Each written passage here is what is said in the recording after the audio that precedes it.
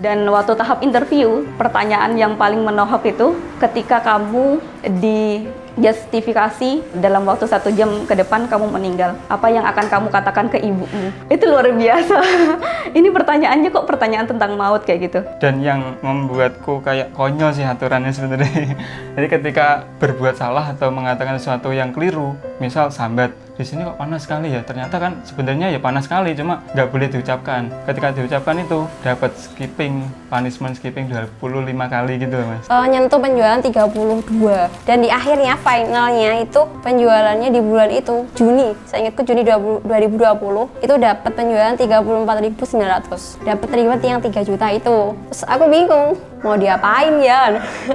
Ada abang segitu kayak kaget banget gitu loh. Saat itu memang saya belum tahu caranya ini nanti memasarkannya bagaimana, terus target pasarnya seperti apa, saya kan belum tahu, soalnya kan saya belum pernah usaha di snack. Mereka bisa desain, bisa membuat konten, tapi nggak bisa mengkonsepnya. Nah, saya hadir di sini untuk menjembatani antara perusahaan dan tim desain maupun tim kreatornya sendiri.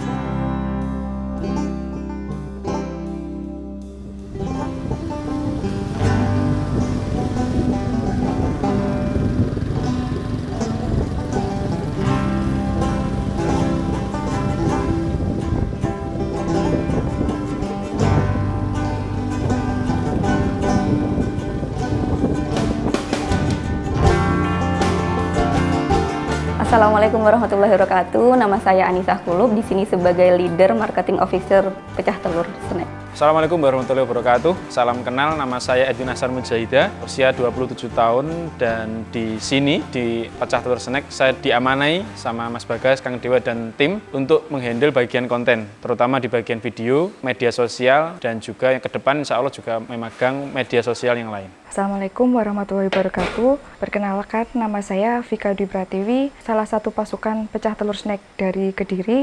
Assalamualaikum warahmatullahi wabarakatuh. Perkenalkan, nama saya Abdul Rahim, dan ini ibu saya, Putu Mira. Assalamualaikum warahmatullahi wabarakatuh. Perkenalkan, nama saya Tiffany Wika Anglila, dan ini bapak saya Pak Aryono. Saya sebagai finance di bisnis snack ini. Kebetulan saya kuliah di Universitas Lampung, jurusan Perikanan dan Kelautan waktu itu. Lulusan tahun kemarin, dan di sini sebagai tim marketing itu 2 hal yang berbeda sebenarnya ya. Saya sekolahnya itu SMK, jurusan Tata Boga. Pekerjaan saya terakhir sebelum di sini itu asisten koki atau asisten chef di salah satu restoran di Kabupaten Kediri, tepatnya di Pare. Kalau background saya, jurusan saya kan pendidikan, cuma saat itu memang ada channelnya di finance itu. Akhirnya saya bekerja di finance selama 11 tahun itu. saya di jurusan mesin dulu, pemesinan bubut. Terus setelah lulus, saya nganggur 2 minggu, lalu kerja di toko, jaga diesel. Saya lulus SMK itu tahun 2018. Nah, sebelumnya itu nggak ada sama sekali keinginan untuk kerja ya. Pengennya full kuliah gitu. Tapi di tahun 2019 sambil jalan gitu, sambil tetap masuk kuliah, itu saya ketemu sama Mas Bagas. Ya dari situ saya gabung di sini.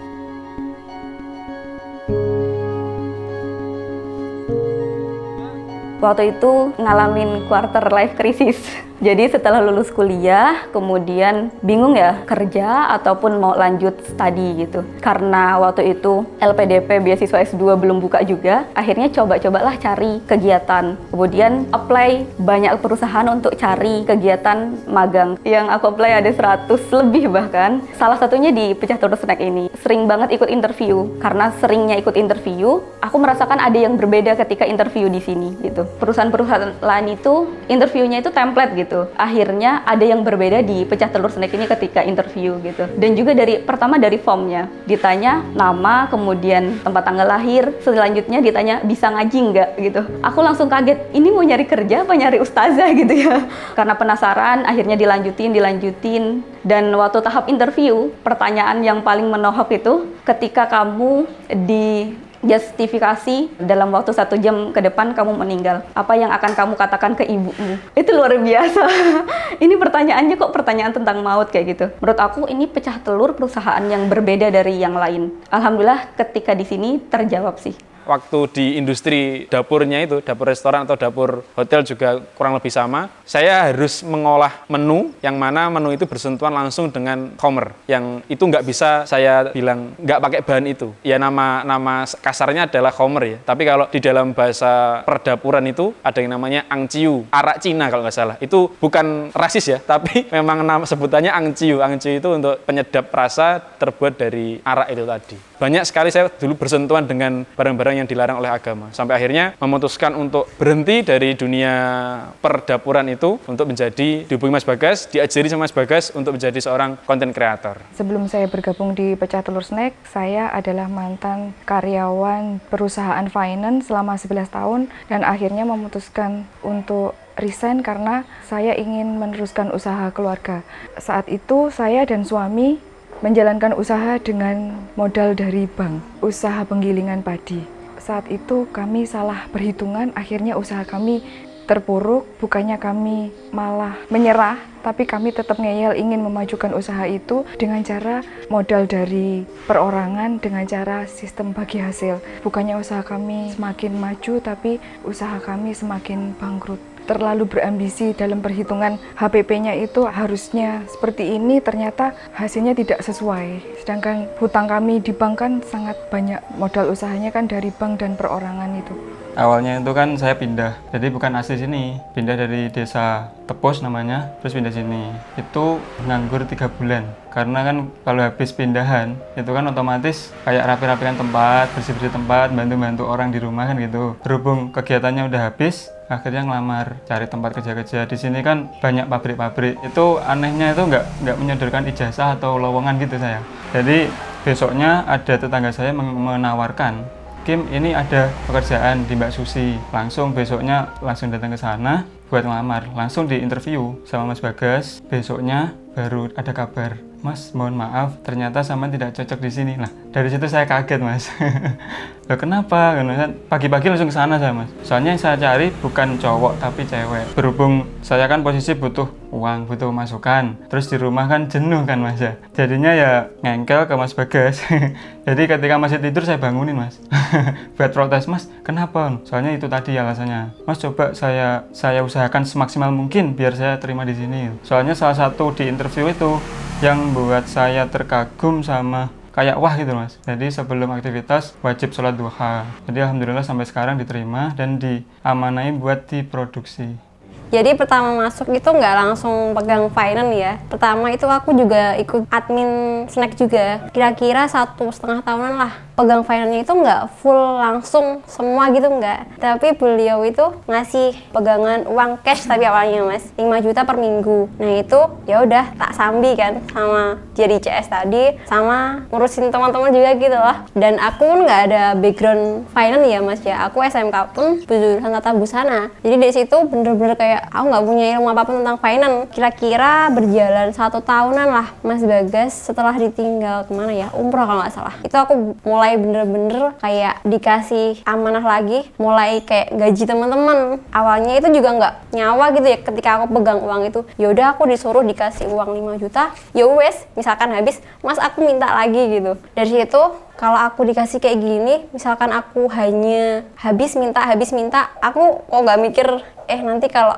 ini nanti nggak ada kayak rem atau gimana tuh kayak belum muncul di aku. Jadi ya kurang lebih 1 tahun tadi aku belajar bener-bener soal finance dan mulai tahun 2021 udah lepas gitu dan semuanya ngehandle finance. Ceria bahagia.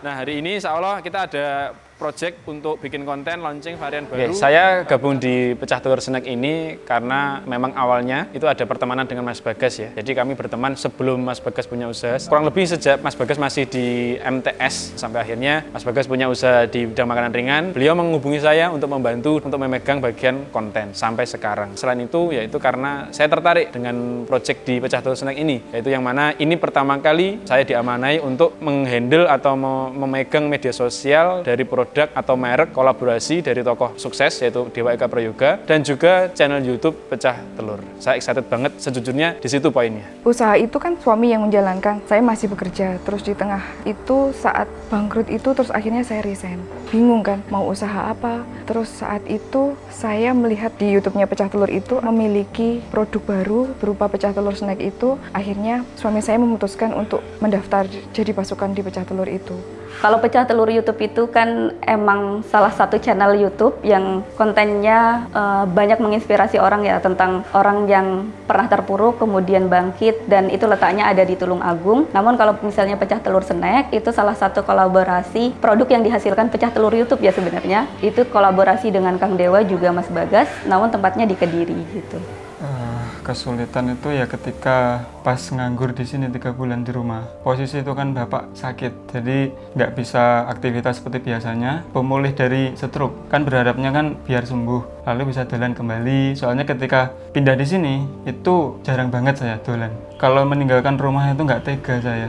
Apalagi ketika pas sekarang kan ibu sendirian, otomatis jarang banget buat keluar. Sampai-sampai itu acara di markas kan ada kayak liburan setahun, 2 tahun itu 1 kali atau 2 kali gitu. Itu nggak pernah ikut. Beras habis gitu sama ibu dikasih uang buat beli beras, kok cuma segini aja kan? Ya karena uangnya cuma itu aja. Kayak masih sulit banget gitu loh Mas. Dulu pas masih SD, saat kelas 1 tuh sampai 4 kalau nggak salah. Itu saku sekolah itu 1.000, kadang berdua sama masku yang kedua. Terus dapat saku 1.000 itu aku seneng banget gitu. Yang sekarang aku bisa ngambil pelajaran, bapak itu kayak ngajar puasa sunnah gitu. Nanti kalau full bisa puasa misalkan sama Kamis, tak kasih 10.000, 20.000. Itu aku seneng banget.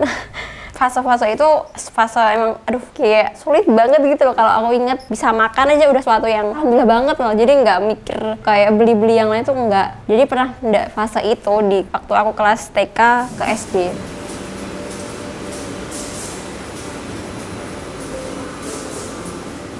Cara saya belajar atau mengikuti perkembangan media sosial yang mana saya masih menjumpai dulu di eranya BlackBerry marketing, Instagram yang belum seperti sekarang trennya, saya lebih banyak mendengar dari tim, terutama tim-tim yang di bawah saya itu usianya jauh di bawah saya juga, yang mana mereka juga lebih mengikuti tren kekinian. Jadi singkatnya adalah lebih mendengar ke mereka. Saat itu memang saya belum tahu caranya ini nanti memasarkannya bagaimana, terus target pasarnya seperti apa, saya kan belum tahu. Soalnya kan saya belum pernah usaha di snack. Soalnya kan usaha saya sebelumnya di penggilingan padi kan saat itu memang lagi sepi, terus punya toko kelontong di rumah juga lagi sepi. Terus akhirnya tapi saya tetap nekat daftar itu karena saya ingin memiliki sumber penghasilan yang baru, dan saya berharap dengan Pecah Telur ini bisa membuat saya bangkit agar bisa segera bisa melunasi hutang-hutang saya dan suami saya. Biasanya kan di tempat pekerjaan itu nggak ada senam. Nah itu di awal sebelum aktivitas ada senam. Seminggu kadang 4 kali sampai 5 kali. Selain di situ ada ngajinya juga. Dan yang membuatku kayak konyol sih aturannya sebenarnya. Jadi ketika berbuat salah atau mengatakan sesuatu yang keliru, misal sambat, di sini kok panas sekali ya. Ternyata kan sebenarnya ya panas sekali, cuma nggak boleh diucapkan. Ketika diucapkan itu dapat punishment skipping 25 kali gitu Mas.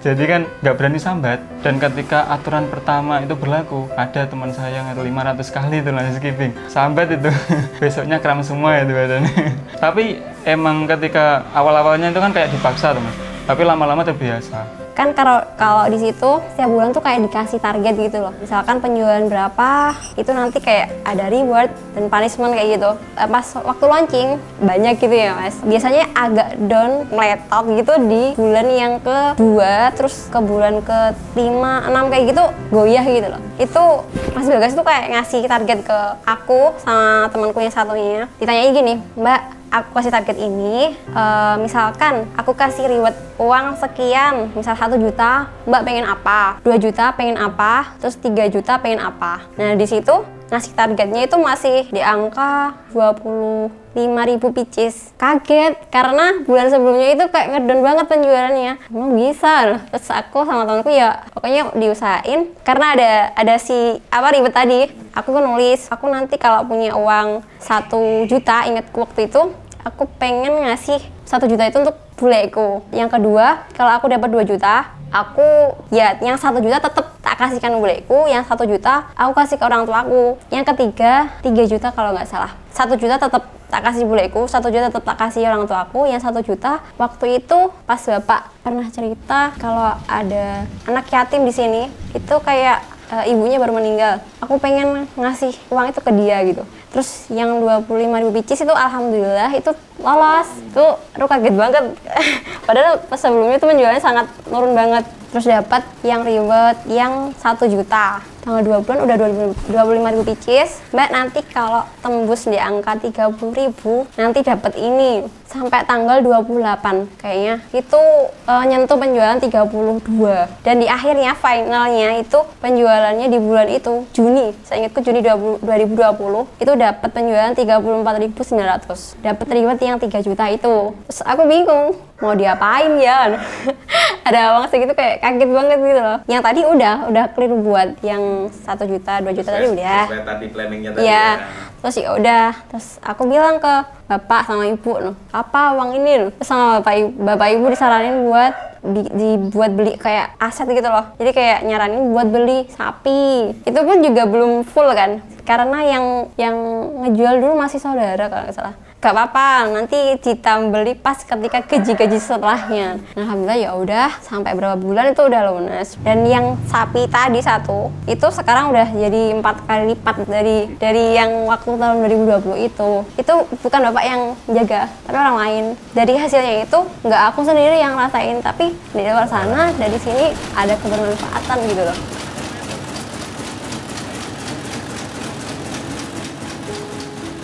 Saya menawarkannya ke swalayan-swalayan sama pusat oleh-oleh. Terus selain itu saya tawarkan ke teman-teman saya dan secara online.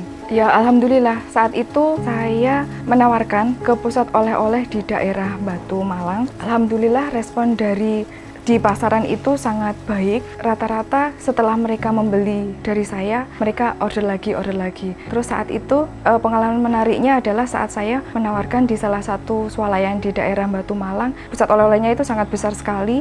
Sebenarnya saya ragu mau menawarkan produk ini ke sana, tapi saat itu saya terus maju, langsung ditemukan sama manajernya. Saya menjelaskan bahwa produknya seperti ini, harganya seperti ini, sama manajernya dicoba rasanya itu katanya sih enak. Terus akhirnya saat itu juga sama manajernya itu order 100 pieces, dari itu juga dibuatkan PO dan saya kirim besoknya lagi, dan ini sudah order ke beberapa kali pecah telur snack itu. Untuk manfaat yang sudah saya berikan di pecah telur snack, yaitu bagaimana cara saya menghandle konten, bukan sekedar mengejar like atau view atau komen, tapi juga membuat konten bersama dengan tim untuk menghasilkan traffic yang akhirnya nanti menjadi sumber penjualan di pecah telur snack sendiri. Kemudian untuk apa manfaat setelah bergabung di pecah telur snack, yaitu saya lebih suka tentang ekosistemnya di sini atau lingkungannya di sini, yang mana saya belajar betul tentang arti kesederhanaan dan qanaah. Nggak begitu ngejar gengsi, nggak begitu ngejar lifestyle yang tinggi, intinya benar-benar kata sederhana dan qanaah saya temui di sini. Terus yang kedua adalah bagaimana juga bisa benar-benar menghandle dari segi fasilitas yang ada untuk dimanfaatkan untuk pertumbuhan perusahaan ke depannya. Sekarang kan alhamdulillah udah dapat pekerjaan dan bisa ya membahagiakan orang tua ini. Soalnya tujuan hidup ya juga membahagiakan orang tua sih kalau menurut saya itu. Yang terakhir itu renovasi rumah sih mas. Ketika beli itu rumahnya itu emang sebenarnya udah nggak layak. Markas pertumbuhan itu, kita itu contohnya seperti tadi, kayak aku dikasih amanah ke bagian finance, itu sama sekali nggak ada keilmuan sebelumnya.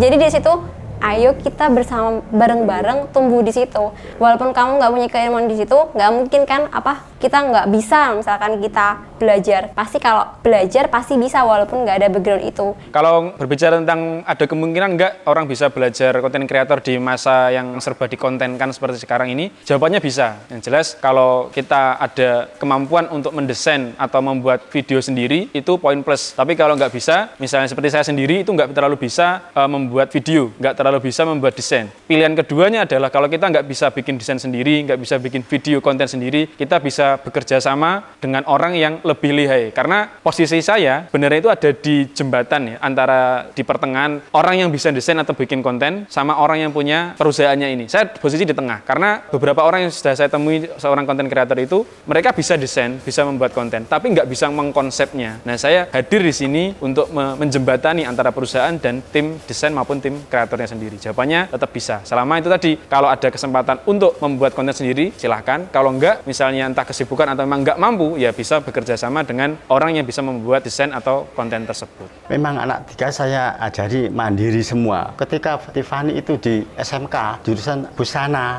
mereka kan menunjukkan kemahirannya, bikin ini, bikin ini. Saya modali ketika itu 500.000. Tak modali 500, keterampilannya jualan. Akhirnya anak kan punya dompet sendiri, punya uang sendiri, sanggup punya. Kan bocah kan seneng. Biasanya kalau sudah keluar mendapat kerjaan, mereka tidak mau korupsi. Itu saya melatih anak gitu. Sebetulnya kerja di situ sudah ngelesi orang di kota-kota itu. Ya agama, ya les-lesan itu sekolah umum. Kalau agama nduk dibayar usah. Kecuali DE wis monggo, agama jangan dijual. Alhamdulillah sampai sekarang mereka walaupun sesibuk apapun mereka tetap ngelesi agama, ngaji Quran, itu penting loh, kayak gitu dari rumah.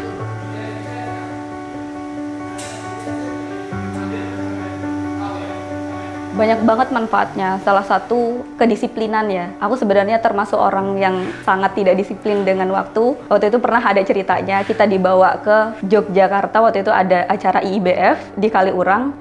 Owner bilang, jam 7 sudah ada di parkiran, jam 7 nggak di parkiran, kita tinggal gitu. Itu kita cuma jam 7 lewat beberapa detik, bener-bener beberapa detik kita pas ke parkiran, itu bener-bener ditinggal dan kita ngelihat itu belakang mobilnya itu. Jadi berpikir, ini kok kayak bangkrut game ya gitu. Kita kayak dibangkrut game kan di Kaliurang. Itu Kaliurang dan tujuan kita mau ke Kopi Klotok. Itu jauh banget. Dan di sana itu sebenarnya ojek online pun nggak ada gitu. Akhirnya bingung ini gimana sih gitu. Akhirnya pilihannya ada dua. Aku tetap di Kaliurang ataupun aku ikut. Akhirnya ya udah nggak apa-apa lah ikut gitu. Gimana pun caranya. Akhirnya kita nyetopin mobil tuh. Nyetopin mobil dan akhirnya dapet beberapa mobil nggak mau sebenarnya lah. Siapa kita kok tiba-tiba nyetopin mobil gitu. Dan tiba-tiba ada mobil Jeep yang mau nganterin kita sampai Kaliurang gitu. Kalau benefitnya di Pecah Telur ini kita tidak perlu susah untuk bikin konten karena kontennya sudah disiapkan, dan selain itu di Pecah Telur Snack ini kita di mentoring sama orang-orang yang berbakat di bidangnya, yaitu Mas Bagas Ali4 dan Kang Dewa Eka Prayoga. Selain itu jaringan kita semakin luas karena kita bisa mengenal teman-teman dari berbagai daerah di Indonesia.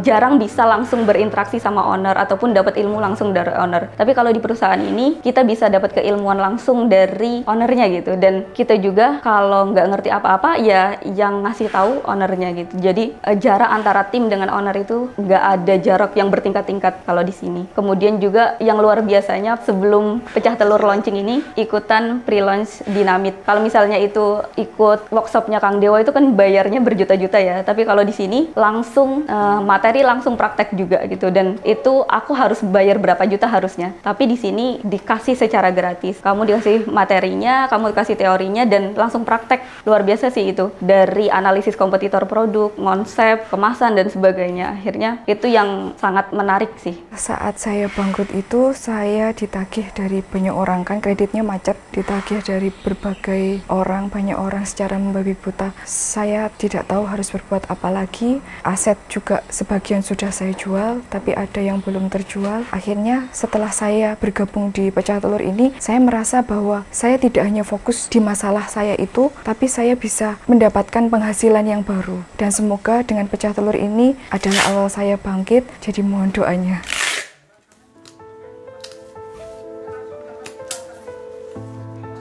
Tentang prinsip yang saya pegang dalam hidup itu ada beberapa. Pertama adalah jujur tentang apa yang saya rasakan, apa yang saya inginkan, dan apa yang diinginkan oleh perusahaan itu harus bisa sejujurnya dikomunikasikan. Nggak ada yang manipulasi, nggak ada yang sampai diubah-ubah. Itu yang pertama. Yang kedua adalah amanah. Guru saya itu ngajari amanah itu bisa dipercaya dan bisa mempercayai. Bisa dipercaya pun itu juga sebuah poin plus. Bersyukur saya di sini bisa dipercayai dan bisa mempercayai. Nah, ini tugas saya untuk mempercayai tim-tim dan orang-orang yang bekerja di sini semuanya. Aku selalu menanamkan di diri sih, kalau misalnya kita punya masalah yang besar, kita jangan mengatakan bahwa Allah, aku punya masalah yang besar, tapi katakan bahwa wahai masalah, aku punya Allah yang maha besar. Karena itu kalimat itu sangat jadi booster dan kekuatan tersendiri sih bagi kita gitu, termasuk aku. Dan menjadi pengingat bahwa ketika kita beriman kepada Allah, Allah itu akan menjamin hidup kita. Pernah ngaji mas, pernah sholat juga, tapi sholat itu kan nggak seistiqomah itu loh. Jadi kayak bolong-bolong, kadang malah membohongi ibu. Ditanya ibu, Kim udah sholat, sampun, padahal belum. Lah berhubung masuk di situ, alhamdulillah kan ada ngajinya juga. Jadi kayak harus ini emang kewajiban gitu. Jadi ketika ngaji itu di depan ibu sama di depan banyak orang itu nggak malu. Padahal dulu itu mesti delik-delik, malah kadang nggak melakukan. Lah yang jadi prinsip saya itu adalah gimana jadi orang yang selalu berpositif dan berhusnudzon. Semisal ada kabar apapun atau keadaan apapun bagaimanapun itu harus ada rasa syukur yang ada di dalam diri hati saya itu termasuk ibu saya. Jadi nggak ada yang kata mengeluh, nggak ada kata sambat. Jadi semuanya harus pasrahkan semua pada Allah dan tetap berusaha yang terbaik untuk diri sendiri, untuk pecah telur juga.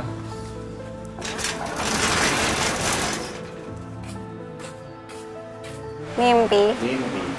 Cita apa? Pengen jadi pengusaha.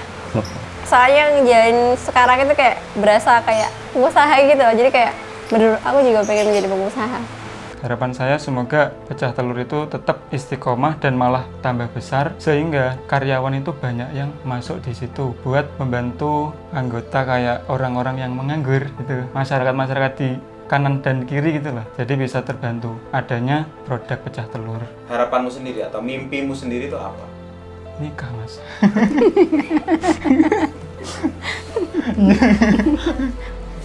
Astagfirullahaladzim. Tenang. Dream ke depan sih sebenarnya aku termasuk sandwich generation. Jadi aku pengen keluar dari hal itu. Pengen banget keluar dari generasi inilah gitu. Dan juga pastinya pengen banget ke Mekah. Untuk yang sedang berjuang seperti saya, semoga segera dimampukan hutangnya dan semoga bisa bangkit, jangan pernah menyerah karena di saat kita berjuang semua kemungkinan itu terbuka.